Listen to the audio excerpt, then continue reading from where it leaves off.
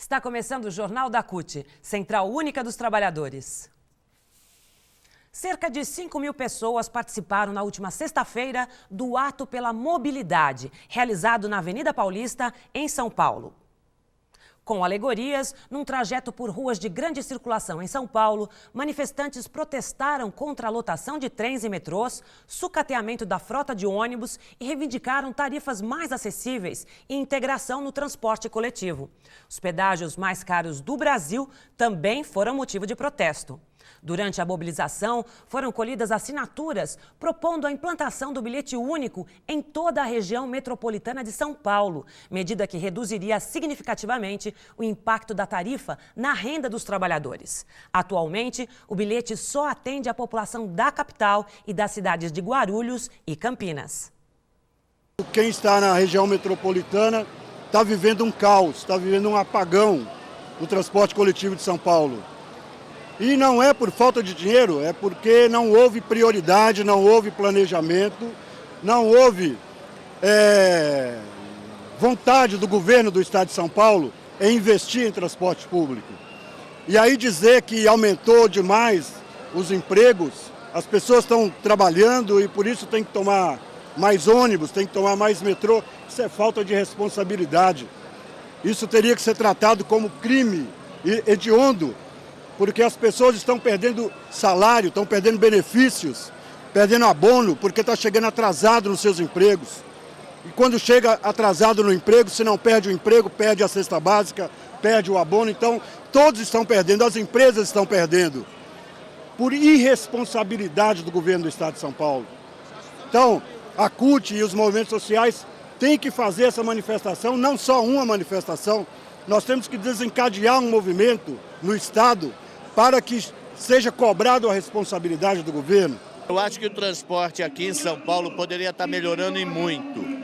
Eu avalio que o transporte gratuito, público e de qualidade é fundamental para a população, principalmente de baixa renda, que ela não tem tanta mobilidade por não ter carro e o excesso de carro dificulta, paralisa todo o tráfego, ainda mais numa megalópole como é São Paulo. Então os transportes públicos interligados são fundamentais para dar qualidade de vida para as pessoas, poder se deslocar, ir e vir ao trabalho. Isso é fundamental para com que as pessoas tenham acessibilidade, não somente aos seus locais de trabalho, como de estudo, de reza, etc. Isso faz parte da dignidade de vida e da qualidade de vida para qualquer ser humano. Se você for pegar o metrô em Itaquera, você pega a fila lá fora, para você entrar, você demora mais de 1 hora para entrar no metrô, lotado, e você não consegue nem se mexer dentro desse metrô. Quer dizer, o metrô ele já deixou de ser bom, ele é péssimo, ele é horrível, você não tem nada, você tem só desconforto, você se machuca, as pessoas não respeitam, todo mundo quer entrar. Então, assim, o metrô não, assim, ele foi um transporte bom. Hoje, nessa do governo do PSDB, ele é péssimo. Então, a grande bandeira que a gente levanta na maioria dos municípios é a meia entrada estudantil, que é uma vergonha e que a gente pede o passe livre estudantil de qualidade. Porque já a privatização das empresas, que tá na Constituição brasileira, nós temos o direito de ir e vir. Só que é complicado ter o direito de ir e vir por R$3 hoje em dia, né? Na tarde da quinta-feira, 28 de junho, manifestantes se reuniram mais uma vez em São Paulo para denunciar o golpe realizado contra o presidente paraguaio Fernando Lugo.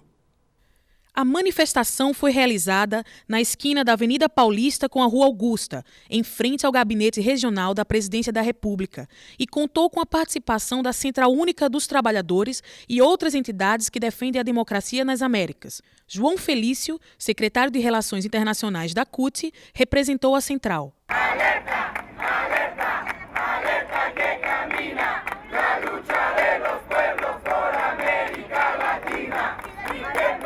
Y tiembla imperialista, que América Latina se vuelve socialista.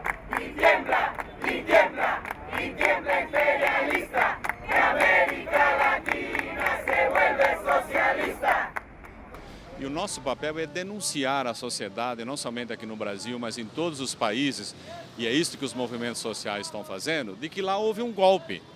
Esse discurso de parte da elite conservadora paraguaia, ou mesmo aqui no Brasil, parte da imprensa, que diz que ele foi afastado legitimamente porque respeitou a Constituição, não nos convence. O que houve lá foi um golpe mesmo, porque nós não podemos aceitar que um presidente eleito, com milhões e milhões de pessoas que participaram do processo eleitoral, seja afastado em 24 horas sem lhe dar o direito de defesa. Então o que houve lá é um golpe. Você imagine se a moda pega. Qualquer conflito social que haja numa dada região do mundo, o Congresso daquele país se reúne e de um dia para o outro afasta o presidente da República.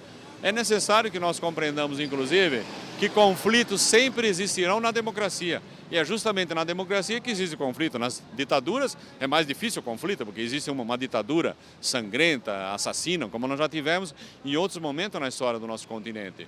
Por isso que quem defende a democracia hoje na América Latina tem que condenar esse golpe. Porque a consolidação da democracia, inclusive, tem que fazer parte da agenda dos movimentos sociais e do movimento sindical. Porque nós só podemos atuar fazendo as nossas lutas, greves, mobilizações, numa democracia. Recentemente, Hillary Clinton, secretária de Estado dos Estados Unidos, em conversa com o ministro de Relações Exteriores do Brasil, Antônio Patriota, afirmou que a avaliação do governo americano é de que Lugo não teve tempo para se defender e que houve uma ruptura na ordem democrática. Nós consideramos que o Paraguai tem que ser suspenso do Mercosul, porque é uma forma, inclusive, de pressionar o novo governo paraguaio a voltar ao sistema anterior, restabelecer a democracia e respeitar a vontade popular. Entidades que representam trabalhadores do campo também participaram da atividade. A denúncia é de perseguição aos trabalhadores no Paraguai.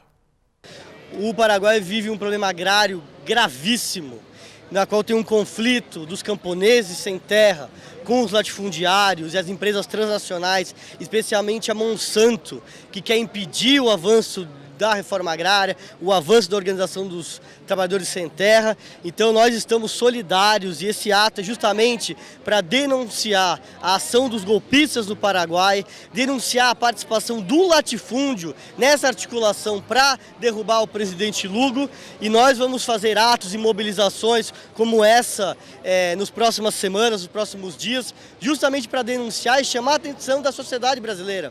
Porque quem controla a terra no Paraguai, em grande parte, são fazendeiros e latifundiários brasileiros. E nós sabemos como esses latifundiários atuam, e nós queremos chamar a atenção da sociedade, da comunidade internacional, para que se tome medidas e atitudes contra o governo golpista e contra a repressão aos movimentos sociais, especialmente aos nossos companheiros sem terra no Paraguai. Nós queremos restaurar essa democracia através de Latinoamérica, donde muchos países están en democracia, la cual recibimos mucho apoyo de todos los países circundantes y también de Latinoamérica.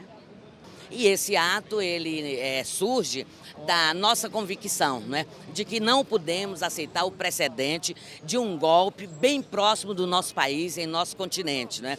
Quer dizer, ontem, digamos assim, foi Honduras, né? São as bases militares na Colômbia esparramadas em todo o continente.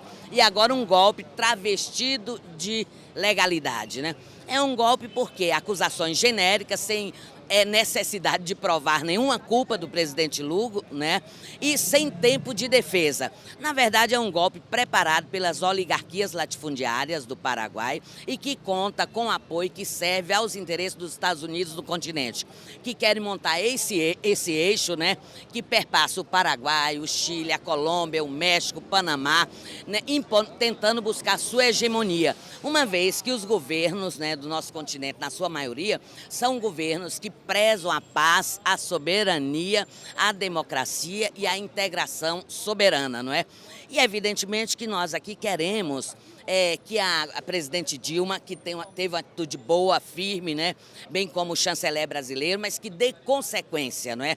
Tratando o governo de Franco como um governo golpista, sem legitimidade e que seja afastado de todos os fóruns, né, onde o princípio fundante desses fóruns, como a Unasul, o Mercosul e a CELAC, é o respeito à democracia e à paz. E eles não respeitaram. As oligarquias do Paraguai não respeitaram e derrubaram o Lugo porque justamente pelos seus avanços, em que pese pouco, com muita pressão das oligarquias, mais avanço e intenção de democratização, inclusive da propriedade da terra. Por isso derrubaram. A cúpula social do Mercosul se reuniu na última sexta-feira em Mendoza, Argentina, para discutir estratégias de desenvolvimento para os países membros do bloco regional.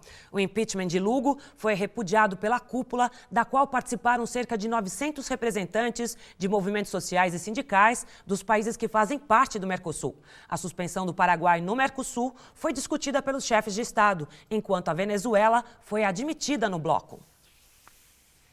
A Escola de Formação Sindical da CUT Nordeste faz 15 anos. Uma longa trajetória com diversas atividades. O Jornal da CUT conversou com Aparecido Donizete, da Executiva Nacional, envolvido com o projeto da Escola Nordeste.